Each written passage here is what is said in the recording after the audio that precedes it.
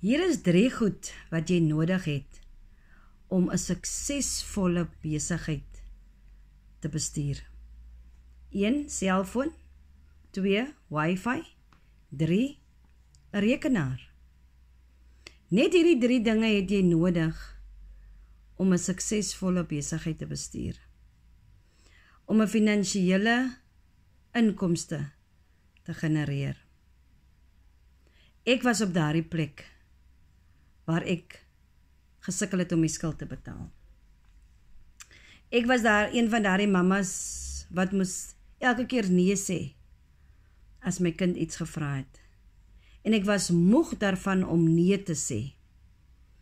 En dit is hoekom ek hierdie program vir my gekoop het, die Legacy Builders program.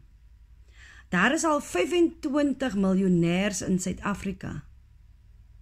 En hoe het hulle daar gekom? Die Legacy Builders program.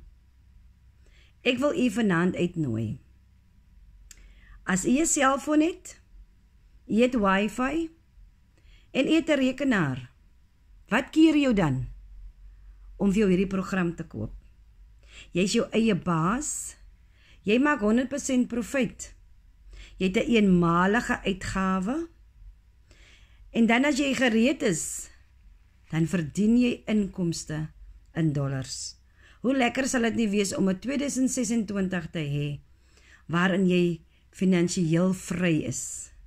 Jy hoef nie meer nee te sê nie. Jy hoef nie meer op 'n vakansie by die huis te sit nie. Jy kan jou familie op 'n vakansie neem. Ek wil u vanaand uitnooi. As u wil weet wat hierdie program behels, dit is 'n stap vir stap besigheid. Skryf vir my selfoon in die comments en dan deel ek met jou al hierdie inligting.